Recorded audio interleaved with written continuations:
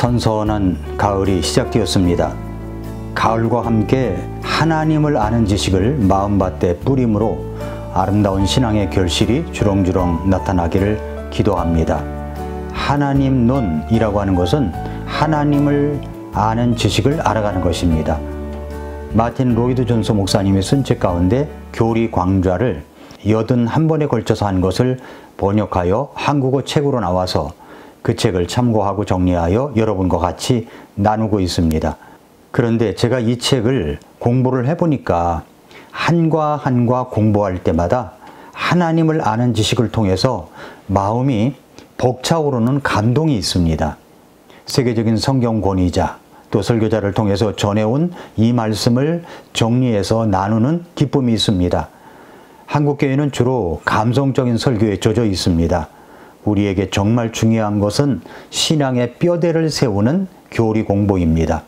골조가 튼튼하지도 못한 것을 세워놓고 인테리어를 하는 건물은 없습니다. 성경적인 교리 내용을 공부를 통해서 저와 여러분의 신앙이 잘 건축되는 그런 신앙의 건물이 되기를 바랍니다. 하나님을 아는 지식을 쌓아가는 교리 공부를 통해서 그것을 통해서 오는 이 가슴 벅차오르는 기쁨과 감사가 여러분에게도 임하시기를 축복합니다. 오늘은 계시에 대한 이야기입니다. 사도행전 14장 15절부터 17절에 보면은 이르되 선생들아 어찌하여 너희가 이런 일을 행하느냐 우리도 너희와 똑같은 성령을 가진 사람들이니라 너희에게 복음을 선포하는 것은 너희가 이런 헛된 일들을 버리고 하늘과 땅과 바다와 그 안에 있는 모든 것을 만드신 분 곧 살아계신 하나님께로 돌아오게 하려 함이라. 그분께서 지나간 때에는 모든 민족들이 자기들의 길로 걸어가도록 내버려 두셨으나 그럼에도 불구하고 선을 행하시고 우리에게 하늘로부터 비를 주시며 결실의 계절을 주사 음식과 기쁨으로 우리 마음을 채워주심으로써 증거 없이 자신을 내버려 두지 아니하셨느니라 하고. 자, 이 말씀을 염두에 두고 오늘 말씀은 전개해 나가겠습니다. 먼저 하나님에 대한 의식이 있어야 된다는 겁니다. 성경 교리에 대한 고찰의 궁극적 목적이 뭐냐면 어떻게 하나님을 알 수 있는가에 대한 질문으로부터 시작이 되는 겁니다. 욥처럼 이런 부르짖음이 인간의 마음에 있어야 된다는 것이죠. 욥기 23장 3절에 어디에서 그분을 만날지 내가 알 수 있다면 얼마나 좋을까? 내가 그분의 자리에라도 간다면 좋으리로다. 이런 마음입니다. 많은 불신자들이 자기는 하나님을 믿지 않는다고 말하지만 하나님에 대한 의식이 있다는 것을 알고 있습니다. 하나님이 있다는 것을 알기 때문에 강한 부정도 나오고 하나님을 부인하는 것도 나오는 것입니다. 그렇기 때문에 무신론자도 있고 불가지론자도 있는 것이고 종교적 믿음을 강하게 적극적으로 비판하는 반신론자도 있고 또 인간 중심적이고 그리고 회의론자들도 나오는 것입니다. 사람들은 인류에게 근본이 되는 뭔가가 있다고 말합니다. 하나님에 대한 이런 의식, 하나님에 대한 의식은 어떤 사람들에게는 복되게 하는 것일 수도 있고 어떤 사람에게는 저주와 재앙이 될 수도 있습니다. 그러나 모든 사람들 의식 속에는 하나님이 계시다는 의식을 피할 수는 없습니다. 그렇다면 하나님을 찾는 두 가지 방법이 있습니다. 첫째로는 인간의 노력과 축으로 하나님을 발견할 수 있다고 믿고 의지하는 방법입니다. 역사가 처음 시작될 때부터 사람들은 이런 방법을 추구해 왔습니다. 하나는 신비주의자들과 그 무리들이 따르는 방법으로 우리에게 있는 본능적이고 직관적인 감정을 따르는 것이고 많은 사람들이 스스로 노력하면 하나님을 발견할 수 있다고 말하고 있는 것입니다. 그러나 하나님의 성품과 인간의 죄 때문에 이 방법은 따를 수 없는 방법이라는 것을 알게 됩니다. 그래서 성경 고린도전서 1장 21절에 보면은 하나님의 지혜에 있어서는 세상이 지혜로 하나님을 알지 못하였으므로 하나님께서 복음 선포의 어리석은 것으로 믿는 자들 구원하시는 것을 기뻐하셨도다 말씀했습니다. 그리스도인들이 자기 지혜와 철학적 가르침에 익숙했지만 여전히 하나님을 아는 방법은 그런 것으로는 알 수가 없다고 말씀하십니다. 그러므로 오직 복음 선포를 통해서만 하나님을 알 수 있습니다. 그것은 하나님 자신의 성품, 주님의 무한하심, 주님의 절대적인 성품과 자질들, 그리고 주님의 완전하신 거룩하심 때문인 것입니다. 또한 죄의 상태에 있는 인간의 특성과 본성을 생각한다면 인간의 방법으로 더더욱 하나님을 알아가는 것은 불가능합니다. 그렇다면 어떻게 하나님을 찾을 수 있을까요? 그것은 하나님의 계시에 의한 방법으로 하나님을 알 수가 있습니다. 하나님은 하나님의 은혜로 자신을 우리에게 계시하기를 기뻐하십니다. 어떻게 계시를 하셨습니까? 먼저 성경의 계시 교리를 통해서입니다. 계시 교리. 우리는 어떤 도움이 없이는 스스로의 노력으로 하나님께 도달할 수가 없습니다. 자신을 계시하여 드러내시는 하나님께 의존하여야 합니다. 계시를 통해서 하나님은 하나님에 대한 지식을 우리에게 알려주십니다. 그렇다면 계시는 무엇입니까?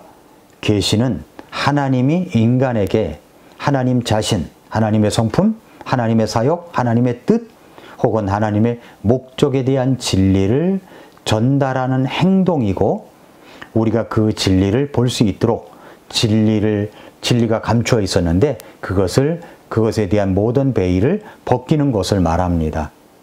그렇다면 계시의 방식이 있습니다. 하나님은 두 가지 방식으로 자신을 계시하셨습니다. 일반 계시와 특별 계시입니다. 먼저 일반 계시.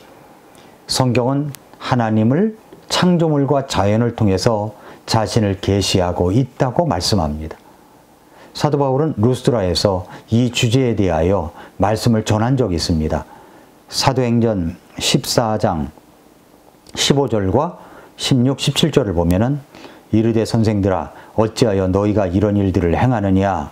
우리도 너희와 똑같은 성경을 가진 사람들이니라. 너희에게 복음을 선포하는 것은 너희가 이런 헛된 일들을 버리고 하늘과 땅과 바다와 그 안에 있는 모든 것을 만드신 분 곧 살아계신 하나님께로 돌아오게 하려 함이라.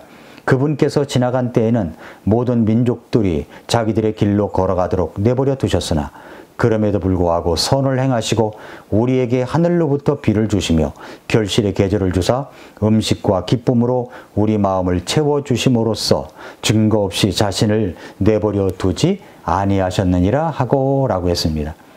사도행전 17장 24절에서도 이런 내용이 나오고 로마서 1장 19절 20절에서도 나옵니다. 한번 볼까요? 이는 하나님을 알만한 것이 그들 속에 분명히 드러나 있기 때문이라. 하나님께서 그것을 그들에게 보이셨느니라. 그분의 보이지 아니하는 것들 곧 그분의 영원하신 권능과 신격은 세상의 창조 이후로 분명히 보이며 만들어진 것들에 의해 이해될 수 있으므로 그들이 변명할 수 없느니라. 하늘이 하나님의 영광을 선포한다는 것은 성경 전체를 관통하는 주제입니다. 또 하나는 하나님은 또한 섭리를 통해서 자신을 계시하십니다. 섭리란 무슨 말이냐면 이 세상에 있는 만물을 질서 있게 하고 보존하며 유지하는 것, 그리고 만물을 진행시키고 생명을 보존해 주는 것을 말합니다. 나중에 섭리 문제는 따로 이제 깊게 좀 다루겠습니다. 그 다음에 하나님은 역사를 통해서 자신을 계시하신다는 것입니다. 사람들은 역사가 그냥 흘러가는 것 같지만 사실 하나님께서 이 역사의 주인공이십니다. 하나님은 창조물과 자연을 통해서, 섭리를 통해서, 그리고 역사를 통해서 자신을 계시하십니다. 그러나 이 방법으로는 충분치 않기 때문에 하나님은 특별한 계시로 자신을 나타내셨습니다. 왜냐하면 인간의 죄악 때문입니다. 우리에게 죄가 없다면 창조물과 자연, 역사, 섭리를 통해서 하나님을 아는 지식을 충분히 알 수 있을지도 모릅니다. 그러나 인간은 죄인입니다. 그 죄 때문에 우리가 하나님을 다 알 수 없기 때문에 하나님은 특별 계시를 통해서 자신을 계시하셨습니다. 자, 그러면 특별 계시 볼까요? 일반 계시로는 하나님에 대한 지식, 그것도 일부겠죠. 그 일부에만 도달할 수 있기 때문에 하나님은 오직 성경을 통해서 자신을 계시하셨습니다. 성경만이 하나님을 아는 지식을 우리에게 충분히 제공할 수가 있습니다. 그래서 로마서 1장 21절부터 23절에 보면 그들이 하나님을 알면서 하나님으로서 그분이 받으실 영광을 그분께 돌리지 아니하고 감사하지도 아니하며 오히려 자기들의 상상 속에서 허망해졌고 그들의 어리석은 마음이 어두워졌나니 그들은 스스로 지혜롭다고 선언하나 어리석은 자가 되어 썩지 아니할 하나님의 영광을 썩을 사람이나 새나 네 발 달린 짐승들이나 기는 것들과 같은 형상으로 바꾸었느니라.